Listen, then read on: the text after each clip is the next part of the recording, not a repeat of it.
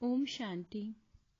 बाबा ने हमें सभी ब्राह्मण आत्माओं को 8 पेपर बताए हैं जो आएंगे अंत समय में। जब अति के बाद भी अंत होगा, विनाश का समय नजदीक आएगा। तो वो कौन कौन से 8 पेपर हैं? पहला है माया। माया यानी कि 5 विकारों के द्वारा पेपर आएगा अंत समय में। हम ब्राह्मणों के स्वभाव संस्कार रूपी विकार अचानक से इमर्ज हो जाएंगे। इस माया के पेपर में पास होने के लिए हमें देही अभिमानी स्थिति में रहने का अभ्यास करना है। अपने आदि अनादि स्वरूप की स्मृति में रहने का भी अभ्यास बढ़ाना होगा। दूसरा है प्रकृति के द्वारा। प्रकृति के द्वारा अंत समय में बाढ़, भूकंप, सुनामी, अकाल इत्यादि पेपर आएंगे। इसमें पास होने के लिए मनसा साकाश द्वारा प्रकृति के 5 तत्वों को साकाश देना है। प्रकृति के तत्वों तथा जल, अन्न इत्यादि का हमें वेस्टेज बिल्कुल नहीं करना है। हमें इस बात पर विशेष ध्यान देना है कि प्रकृति के जिन जिन तत्वों को हम ब्राह्मणों ने मनसा साकाश द्वारा भरपूर किया होगा, वो तत्व अंत समय में हमारे सहयोगी बनेंगे, हमारी सुरक्षा का कारण बनेंगे। तीसरा है लौकिक संबंध या अज्ञानी आत्माओं के द्वारा पेपर। अंत समय में हमारे जो लौकिक संबंधी कर्म भोग के रूप में अपना हिसाब किताब चुकतू करेंगे, उनकी चिल्लाहट, उनका दर्द हमें अपनी तरफ क्या करेगा? आकर्षित करेगा।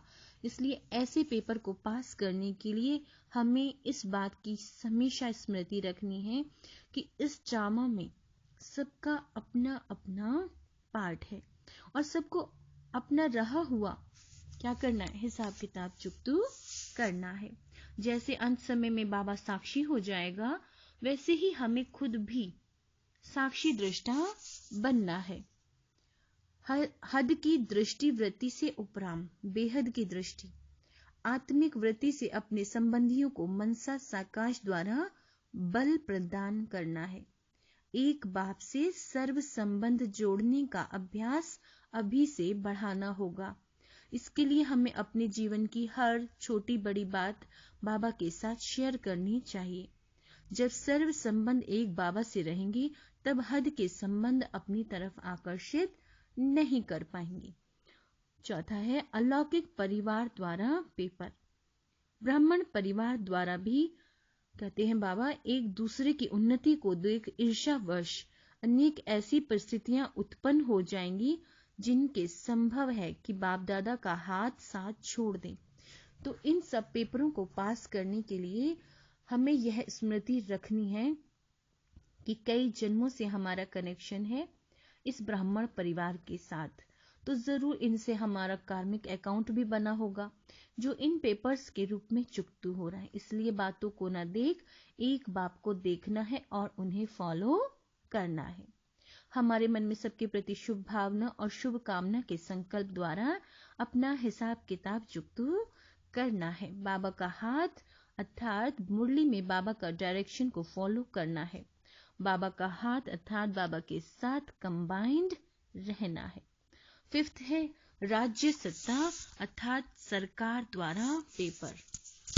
बाबा कहते हैं अंत समय में राज्य सत्ता अर्थात सरकार द्वारा भी अनेक तरह के अनचाहे सिचुएशन सामने आएंगी, जैसे बैंकों में जमा धन का सीज किए जाना आदि। इसके लिए हमें स्मृति रहे कि बाबा ने हमें पहले ही बता दिया है किन की दबी रही धूल में किन की राजा खाए, सफल हुए उनके जो ईश्वर अर्थ लगाए। अर्थात और गीता के महावाक्य भी हैं कि क्या खो गया जो तुम लेकर आए थे, ये धन संपदा सब विनाशी वस्तुएं हैं और हम तो अब ऐसी दुनिया में जा रहे हैं जहां अप्राप्त कोई वस्तु नहीं। ऐसे ऐसे श्रेष्ठ चिंतन करके हमें अपने को श्रेष्ठ स्वमानों में स्थित क्या करना है? स्थित रखना है। 6th है धर्म सत्ता अर्थात अन्य धर्मों की आत्माओं द्वारा पेपर। अंत समय में अन्य धर्मों की आत्माएं द्वारा दंगा, हिंसा, कार्य आदि के रूप में भिन्न भिन्न पेपर आएंगे। इन पेपर्स को पास करने की विधि है एक बाप से कंबाइंड योग युक्त स्थिति। जब ऐसी स्थिति रहेगी तब हिंसा पर उतारू अन्य धर्म की आत्माओं को हमसे क्या होगा, एक दिव्य प्रकाश या उनके इष्ट का साक्षात्कार होगा और वे डर कर या हमें नमस्कार करके हमसे दूर हो जाएंगी। 7वां पेपर आएगा भटकती आत्माओं के द्वारा।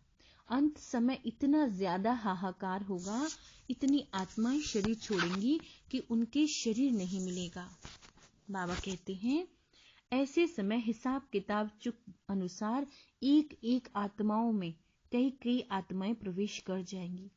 ऐसी स्थिति को पार करने के लिए हमें अपने अंदर पवित्रता के बल को भरना है। ऐसी पवित्रता को धारण की पावरफुल बनना है। पवित्रता को क्या करना है, धारण करने के लिए हमें बहुत पावरफुल बनना है। जिन आत्माओं में पवित्रता और योग का बल होगा उनकी एक दृष्टि से भटकती हुई आत्माओं का उद्धार हो जाएगा।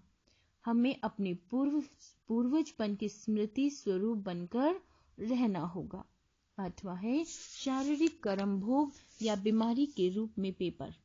अंत समय में ब्राह्मणों के भी शरीर के रोगों की भावनाओं के रूप में पेपर्स आएंगे। इन पेपर को पास करने के लिए हमें अभी से अशरीरीपन का अभ्यास बढ़ाना होगा। जितना जितना हम इस शरीर रूपी वस्त्र से डिटैच होंगे उतना ही शरीर की भोगनाओं को महसूसता से हम उपराम रहेंगे। तो इसमें बाबा ने हमें ये भी बताया है कि हमारे कौन से पेपर आएंगे और हमें कैसे उन पेपर्स को पास करना है। अच्छा, ओम शांति।